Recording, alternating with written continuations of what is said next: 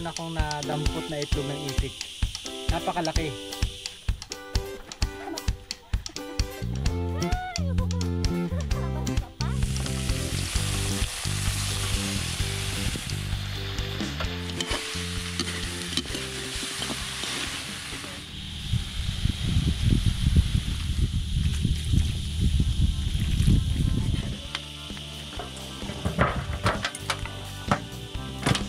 Ang lambot, no? Nag-iulay na sa buto.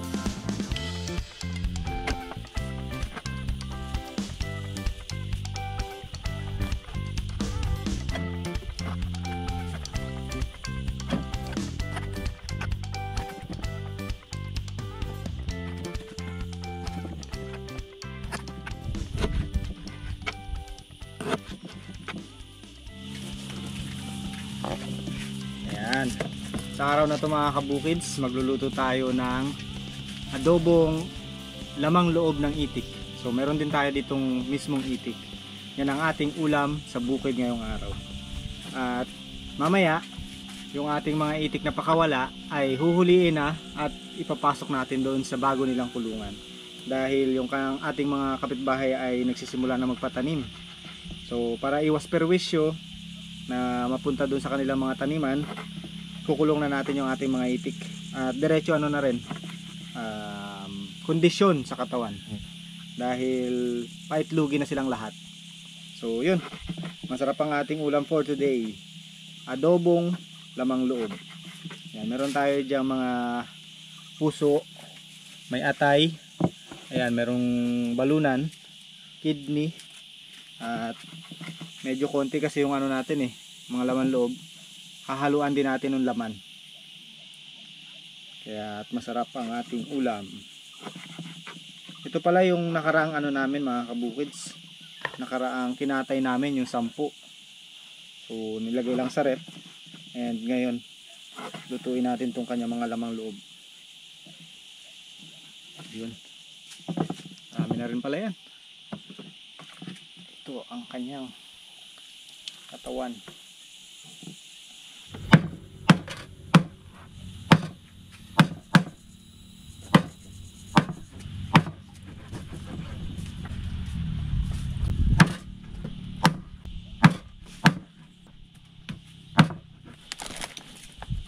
Sa mga hindi po pala nakanood ng aming pagkatay ng itik, ito guys ay kinatay namin dahil nagbawas kami ng mga lalaki.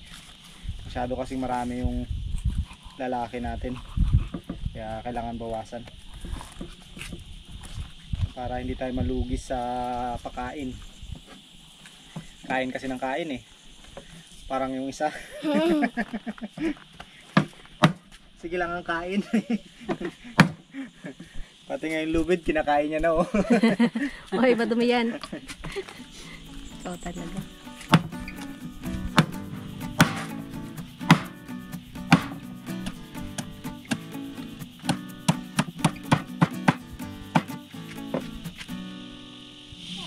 Yan, palambutin na muna natin mga kabukids yung ating karning itik.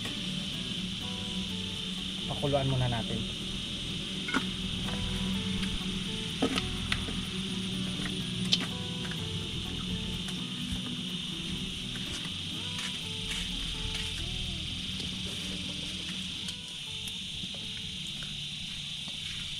Yan, sama na natin pati yung mga lamang loob.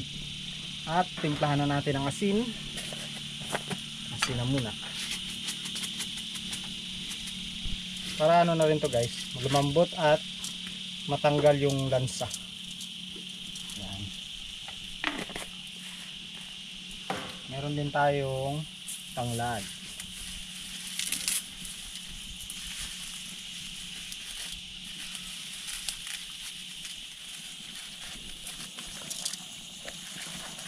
Lagyan natin sa gitna. Lagyan din natin ang mga ibang pantanggal ng lansa, luya, bawang at paminta laurel. Ayan. At takpan na muna natin, mahiwagang takip. Ayan, hintayin natin kumulo at lumambot. Dito, sunod kayo dito, dali.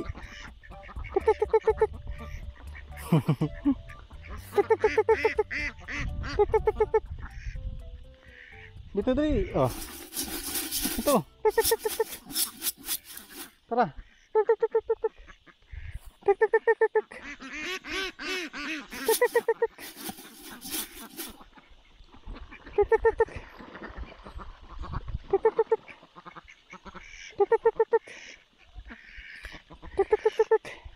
Ito kasi mga alaga nating itik mga kabukids. Isang buwan na mahigit na mula nung pinakawalaan natin. So ngayon, kailangan na natin kulong para makondisyon na nga. Pero hindi sila sanay na pumunta dito sa bandang area nung bagong kulungan nila. Kaya ang hirap pasundin.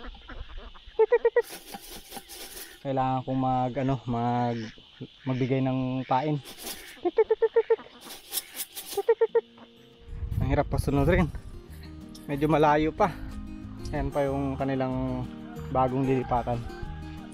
Medyo malayo pa. Tik tik tik tik tik.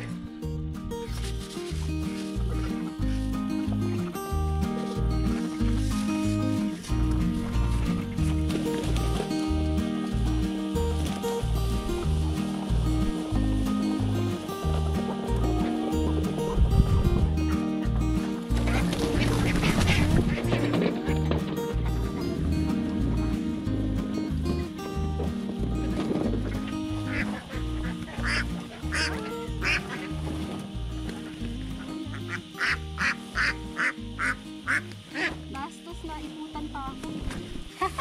May naiputan mga kabukid sa kamay. Kahirapan mahuli itong ano na to. Oh. Ito na lang sa inyo. Ito ang kayo ni Kim. Ako na yan. Mabigat yan. Marami ito eh. Saan ko na kayang kapagin lang.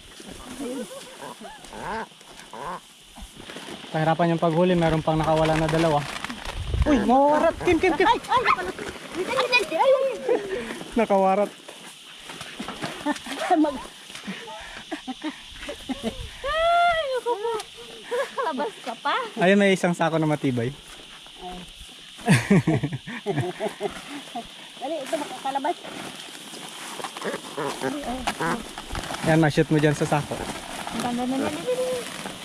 Hindi ko mabitawan to eh. Ay! Yung ulo! Okay. Okay. Kaya dyan natin sa kabita. Pinahirapan pa tayo.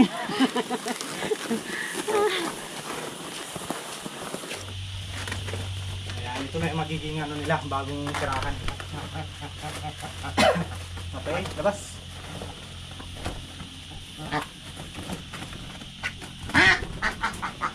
Labas. Tatlo, apat. 5, 6, 7, 8, 9, 10. Siyam sila dito.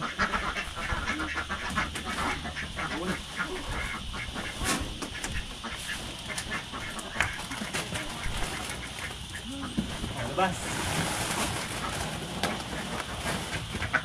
10, 11, 12, 13, 14, 15, 16. Meron tayong dalawang hindi nahuli mga kabukid. Nakawala. So yun pa yung huli natin. So ikukulong na muna namin sila dito para na makondisyon yung katawan. At kasi 6 months na sila eh. Magsi 6 months na rin yung pangalawang batch. So para makaipon ng itlog. Sinong naiputan sa mukha? Ako, talsik-talsik eh. Pag ano nang ano niya, Tingin lang. yung papak. Pati Wala. buhangin sa mata ko meron. Ano lang? Putik lang. Siguro. Sa kanyang ipot dito. Bastos. Ligtas na sabi din kay. Swerte naman daw yung naiiputan. Oo. Swerte raw yun, pera. Pera daw yun eh.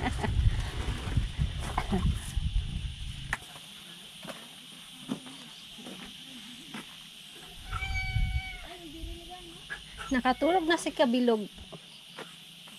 Kakahintay. Nahuli na namin. Meron ba kami dyan? Oo. Nagagawan pa kami ni Bilog sa bahay. Yun o. Baka pwede kami magmerienda. Kami ng Sprite. Saan may dun eh? Nakakauhaw eh. Ano lang Oo nga. Nagtatakam na nga ako. Kanina bumibili pa lang ako. na. Mabuti na lang malaki ang binili mo. Oh, sarap. Sarap Grabe. naman. Ingit-ingit. Bilag, bilis! Si Jinky. Tanggal pawis lang. Sarap. Lamig pa. Okay. Sold. Grabe sarap. Bus na. Sarap ng Sprite. Sarap pala maguli ng itik, no? May Pero ang pa-sprite. isa dyan. Tulog-tulog lang.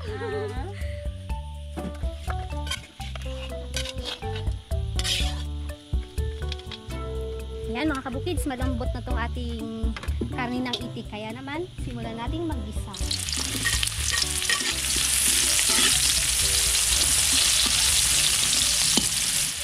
Sama na natin sa paggisa itong ating siling labuyo.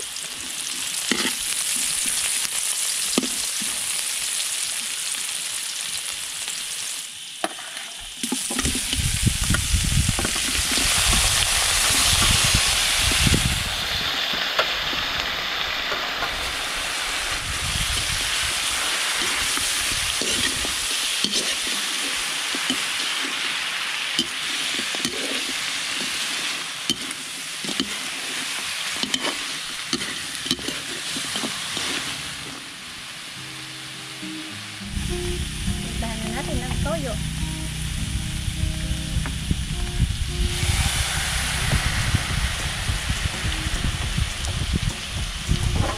Lagay na rin natin itong lawig.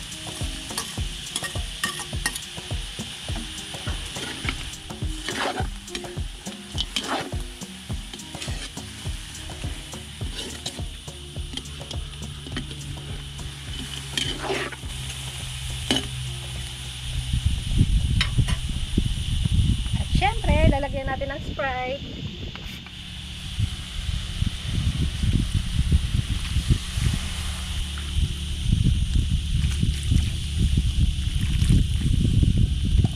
Sobra ah.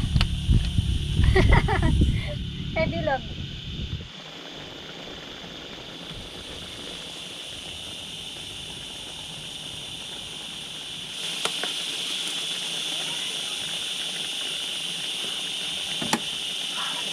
Konting asin. Ang lalaki ng mga butil. Ang lalaki ng mga butil ng ating asin ah. Rock salt eh. Rock salt daw. Malakristal. Yan pa rin ba yung galing sa kuyo? Oo. Si mama, ang dami pa. Marami ka pang asin doon, ma? Makahingi nga ako dun. Lambot na nito guys, oh. Naghihiwalay na yung laman niya sa buto sa sobrang lambot. Sabor. Okay. Ito na guys.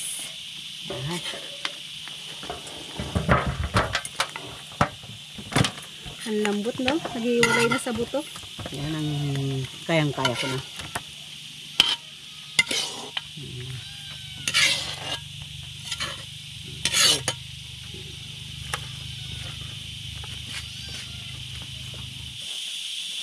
Ayan, magprito tayo ngayon guys ng itlog na abnormal. Ayan, nung isang araw, meron akong nadampot na itlog ng itik. Napakalaki. So, feeling ko, dalawa yung egg yolk nito sa loob. Ngayon lang din ako nakakita ng ganito eh, sa buong buhay ko. Ayan. Kaya ngayon, lulutuin natin. Titingnan natin kung dalawa nga yung egg yolk sa loob. Di pa kayo nakakita ng dalawang egg yolk sa isang itlog? Sa buong buhay nyo, di ba? Wala pa. Ngayon, tignan nyo. Ako nakakita na sa manok. Nakita ka na? Oo. Swerte daw yun. Ngayon, kaya nakaabang kami dito. Tingin kami. Tingnan natin. Ding ding ding. Uy, parang basag ah.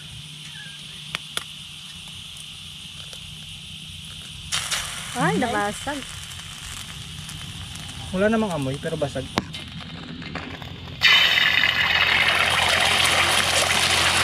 Dalawa nga. Ang pangit. Ano siya, basag? Ba't ganun? Basag yung egg yolk niya, pero dalawa. Ayan ang isa buo. Yung isa na basag. Yung isa basag. Wala. Dalawa sana, kaso hindi buo, parehas.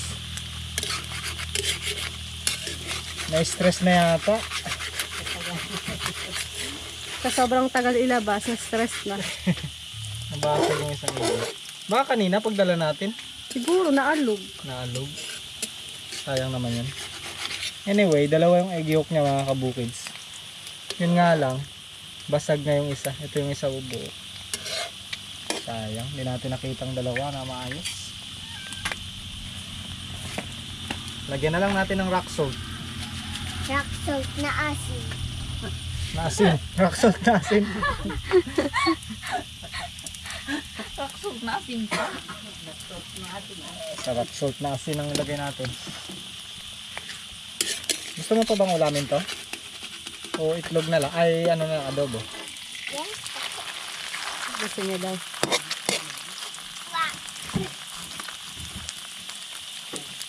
Okay, kain na tayo.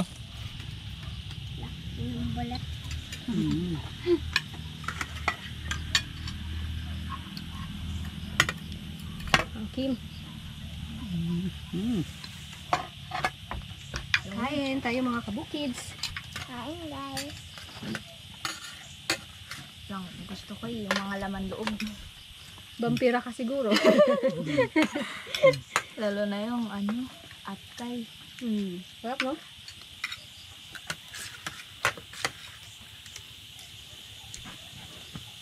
Langon.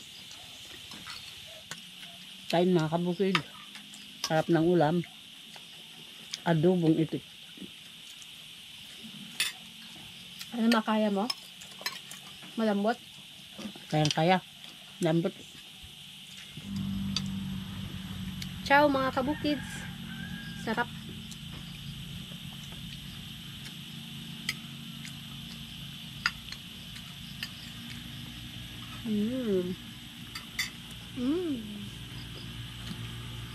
Hindi ka naanghangan? Ba, tapang ah. Sanay na sa banghang ah.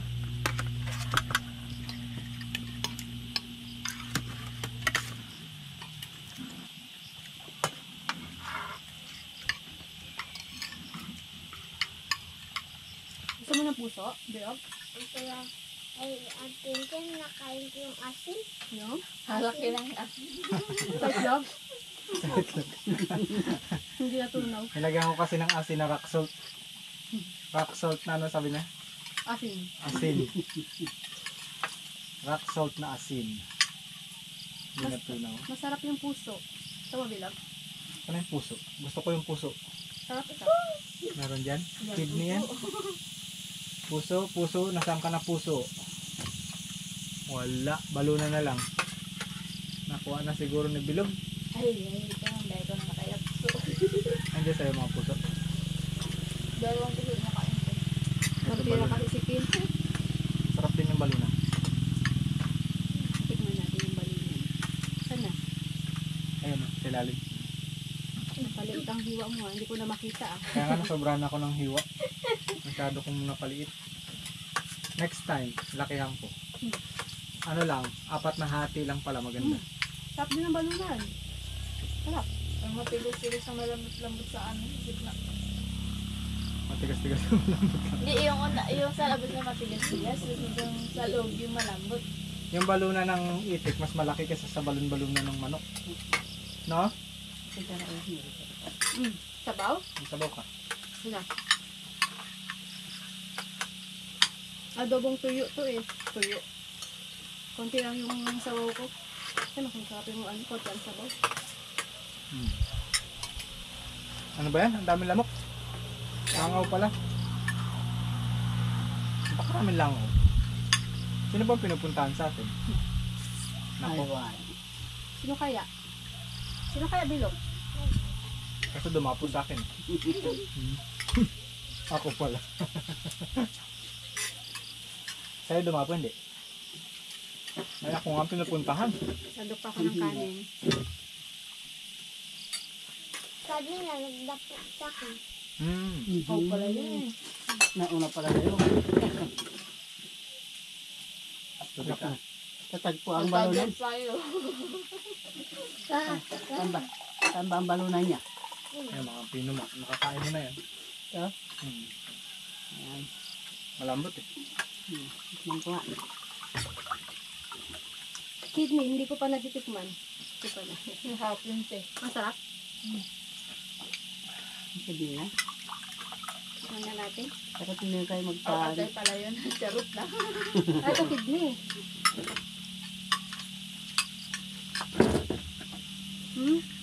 Parang lasang atay din.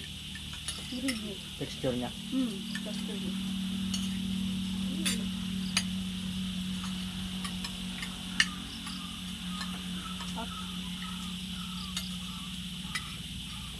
Dapat tinulungan mo kami naghuli ng itik. Tama, kanyang tulog. Meron pa dun dalawa sa kanila lang. Nagbantay siya ng ano. Nagbantay siya ng ulo. Niluto. Kaso pagdating na huli, tulog. Tulog ka kanina? Matulog ka? Binantayan siya ni Toy Toy. Imbis na si Toy Toy ang bantayan niya para hindi makain yung ulam. Doon nga daw siya, magpaiwan na lang. Sabi ko, wala kang kasama. Uwi ka na lang doon. Ay, pag nakatulog. Ang layo namin doon. Kami tapos ikaw dyan mag-isa lang. Diyan kanina. Pero sige, mag-uwi na lang ako. Nakakagutom kaya manghuli ng itik. Nakawala pa. Nabutas yung kanila. Yung sako nila nabutas. Muntik pa nakawala lang. Buti yung nakawala. Pumasok doon ulit sa corner. Nahuli niya. First time ko makahuli ng itik. Sa sunod, ikaw ang tatawagin namin, Kim. Pag may mga nakawalang itik. Kagahabo. Parang mapayat yung nahuli mo kanina. Ay, Magaan lang. magana nga, hindi nagpulagsa. Mahihina. Kain pa ka. Wala na. Nilalabanan niya yung angka. Nakakagana kasi yung maanghang, no? Kaya hindi na kami nagaganto ko ng sa tulog mo. Pinagtay ka.